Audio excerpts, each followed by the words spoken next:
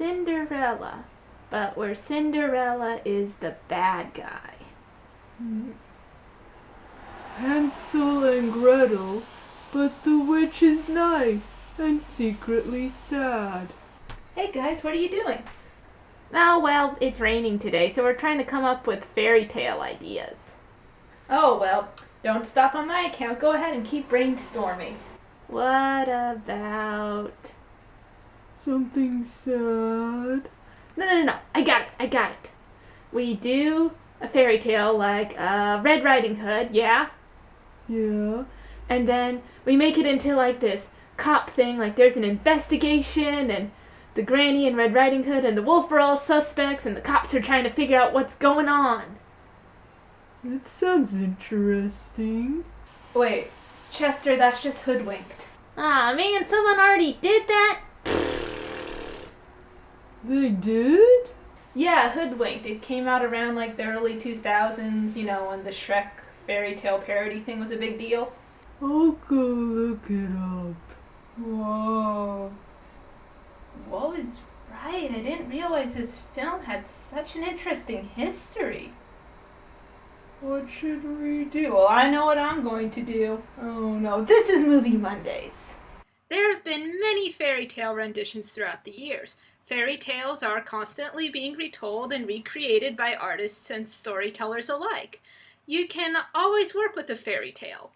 That's the greatness of subjects in public domain.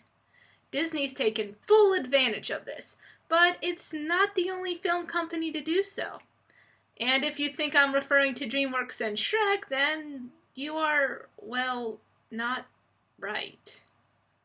That didn't sound as insulting on paper. I'm talking about Hoodwinked. Hoodwinked threw people in for a loop with its clever writing and unique personalities for fairy tale characters that we've known since we were babies. It's stylistic, it gives a new spin to the classic tale of Red Riding Hood, and it was actually fairly enjoyable. Despite this great concept in writing, many aren't drawn to putting this film up for a movie night, and it didn't receive the best critical response. So why is that? To understand that, we need to go all the way back to the early 2000s. Before computer animation became the standard for any children's film, it was pretty much just a marvel that only Pixar and DreamWorks to a certain extent could do. Any studios other than these and Disney doing any animated work was pretty much unheard of, which is what makes Hoodwinked an interesting exception. It's one of the earliest computer animated films to be completely independently funded. Now, if that doesn't sound like a big deal, keep in mind that independently funded is typically film student quality. This one film brought about the creation of Canbar Animation in 2002. This company was founded by one private investor and one Disney animation veteran. There seems to be a pattern of people working for Disney breaking off and doing their own thing. More power to them. If you've never heard of this company before, that's no surprise because Hoodwinked was the only well-received film they ever did.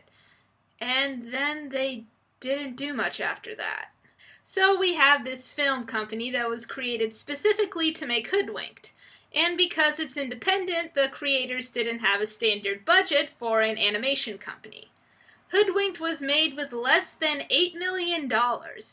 And if that sounds like a lot, keep in mind that the typical Pixar film is between $60,000 to $200,000.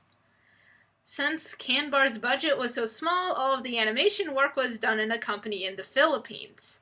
It wasn't until closer to the release date that the Weinstein Company, I think I'm saying that correctly, Weinstein, that company, offered to distribute the film, which is how it got its release into theaters, and it didn't end up as just a direct-to-DVD feature in the bargain bin somewhere. Once the Weinstein Company had distribution rights, they switched out most of the voice actors to bigger names, to appeal to the public more.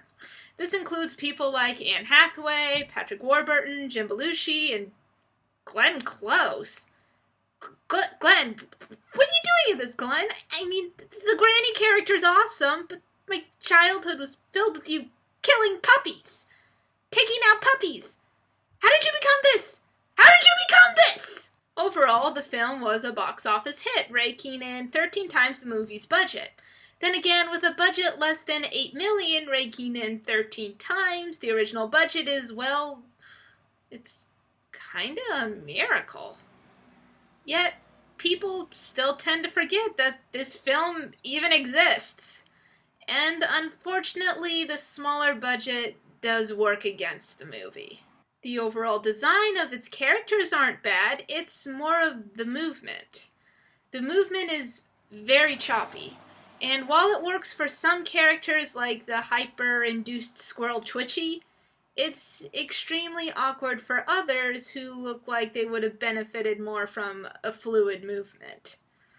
If that choppiness was what they were going for, then that's fine, but movements like this are often seen on bootleg films.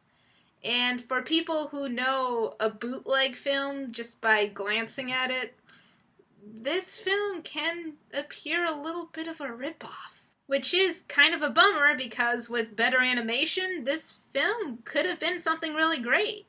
The characters are fascinating and the dialogue is clever, but the low-budget animation just takes us away from the writing, which is this film's strong point. The writing's the strong point.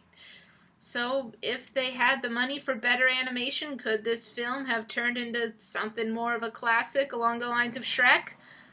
I don't know, but it definitely would have been more memorable to a wider audience. Still, I enjoyed Hoodwinked, and when I watch this film, it's important to see what it is at its core. A funny, clever new twist on the Red Riding Hood story. And that's it for this Movie Monday. As always, if you want to go see more Movie Mondays, we have a link down below. And if you want to see other things done by this channel, we'll have links below for that as well. You got something to say, Gravy? Oh, make sure to like, comment, and subscribe. Unless you don't like us, 'cause not many people like us.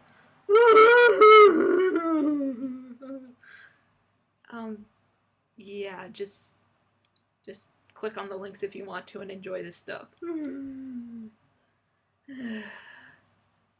It's okay. It's okay.